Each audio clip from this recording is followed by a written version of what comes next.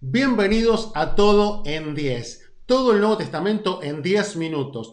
Estos son los temas que vamos a compartir con ustedes. Cronología, cuestiones políticas, periodo intertestamentario, religión, división de todos los libros, canon y Cristo en todo el Nuevo Testamento. Punto 1. Cronología. Fechas importantes. Año 33. Nacimiento de la iglesia, después de la muerte y la resurrección de Jesucristo. Otro dato importante, año 70, la destrucción del templo de Herodes, también realizada por los romanos, Tito y Vespasiano. El tiempo de escritura aproximadamente es entre el 45 y el 100 de nuestra era cristiana. Y el idioma en que fue escrito es el griego koiné, no el clásico, sino el koiné, el popular, el que había impuesto de alguna manera Alejandro Magno en la helenización. Punto 2. Periodo intertestamentario. Para poder entender esto necesitamos comprender ese periodo que llamamos de silencio entre el Antiguo y el Nuevo Testamento, que abarca aproximadamente 400 años. Para poder comprenderlo mejor lo vamos a dividir en 4 etapas. La primera, la de los persas, la época del regreso de la cautividad, el retorno y la reconstrucción de la ciudad, los muros y el templo, conforme a las profecías que extranjeros reedificarían. Después pasamos al Imperio griego.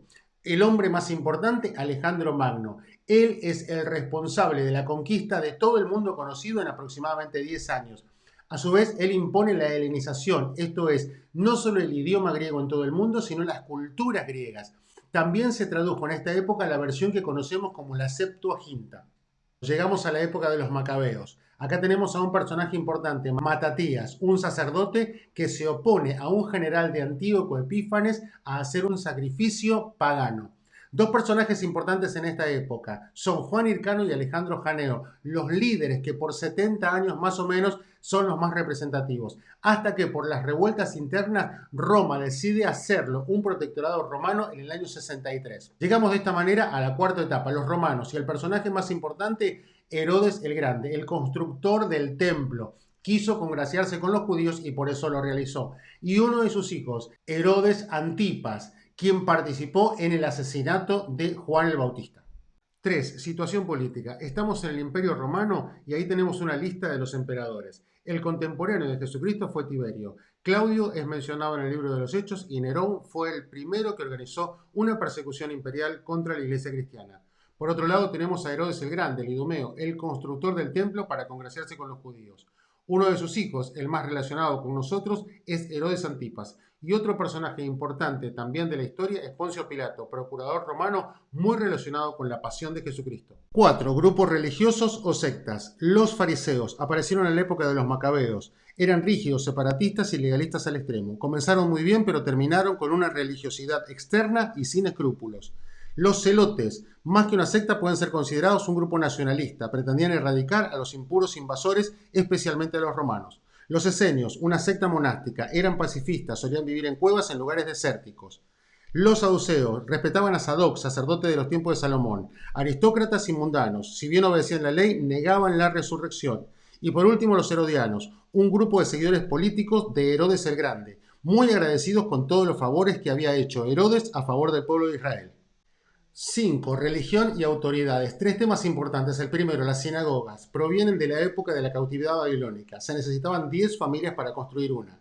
El Sanedrín era un grupo de 70 líderes ancianos. Estaban a cargo de los temas civiles y religiosos. Su duración aproximada es hasta el año 70 con la destrucción del templo de Herodes. Y por último, el sumo sacerdote. Su cargo era hereditario. Era la autoridad suprema en todo lo concerniente a las decisiones que se tomaban en Israel. 6. División del Nuevo Testamento. Lo podemos dividir muy claramente en 5 secciones. La primera de ellas, los 4 evangelios. Después tenemos un libro histórico que es el libro de los Hechos.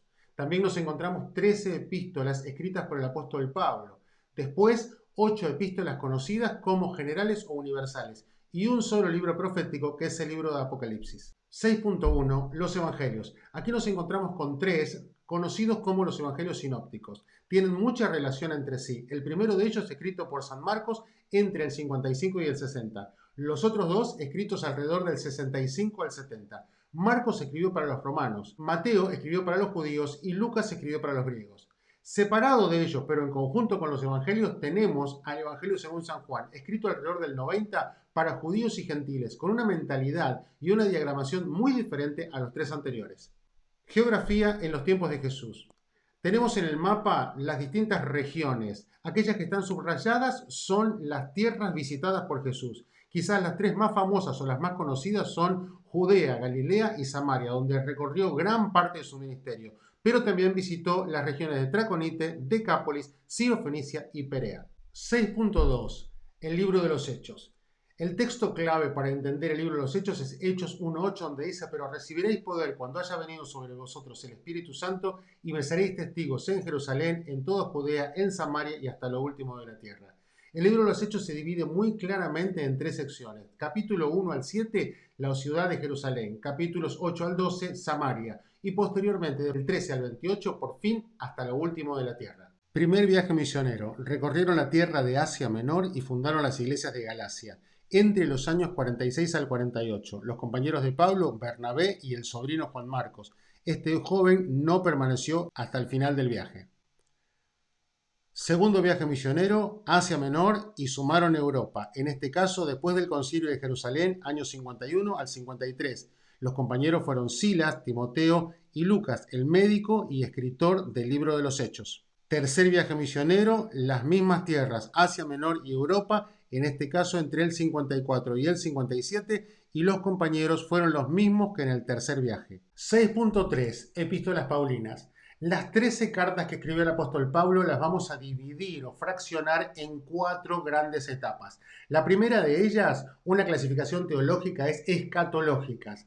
Allí nos encontramos con Primera y Segunda de Tesalonicenses, que nos hablan de la venida del Señor. También ubicamos por tiempo de escritura allí a Gálatas. Luego tenemos las soteriológicas, que son las cartas que nos hablan acerca de la salvación. Allí tenemos la doctrina fundamental de salvación en el libro de Romanos y también muchas enseñanzas acerca de la iglesia y la salvación en la primera carta y segunda a los Corintios. Tercera clasificación, cristológicas o cartas que escribe el apóstol Pablo desde la cárcel. Allí tenemos a Efesios y Colosenses con muchísima enseñanza respecto a la persona de Jesucristo. Y ubicamos también a Filemón y a Filipenses. Y la última clasificación serían las eclesiológicas, que tienen que ver con el estudio acerca de la iglesia. Estas cartas las escribe Pablo a sus 2 colaboradores que quedaron como pastores, a Timoteo y a Tito. Allí ubicamos entonces primera y segunda de Timoteo y Tito. 6.4. Las epístolas universales. Por un lado tenemos separada la carta de los hebreos de autor anónimo, un hombre que aparentemente conocía a la perfección toda la tradición y la ley judía. Después tenemos 2 cartas escritas por hermanos del Señor Jesucristo, que son Santiago y Judas. Y las últimas, las de Pedro y las de Juan, escritas por apóstoles que acompañaron al Señor en su ministerio. 6.5. Apocalipsis, el libro de las revelaciones, escrito por Juan el apóstol entre el 90 y el 95. La paternidad literaria de este libro fue argumentada y sostenida por 3 grandes hombres de la historia de la Iglesia: Clemente de Alejandría, Orígenes y Tertuliano. 7. Canon del Nuevo Testamento. Se debe a la proliferación de muchos escritos respetados y reconocidos por la población cristiana. Acá tenemos simplemente 3 de ellos, como el Pastor de Hermas, la Epístola de Bernabé o el Apocalipsis de Pedro. Muchos otros libros eran leídos y respetados en la iglesia contemporánea. Hay una necesidad de un canon bíblico y esto se basa en 3 aspectos. El primero, la visión de Oriente, que incluía libros que eran cuestionados. Segundo, el canon de Marción, un hereje que había mutilado la escritura. Y tercero, la orden de Diocleciano en el 303 de quemar la literatura religiosa. Criterios para determinación de la canonicidad. El primero de ellos, el carácter apostólico, si había sido escrito por ellos o el escritor tenía relación con alguno de ellos. Segundo, el contenido del libro, ¿se relacionaba con el resto de la escritura? Tercero, universalidad, ¿cuántas iglesias lo reconocían como inspirado? Y cuarto, la inspiración divina, si daba pautas de ser del Espíritu Santo.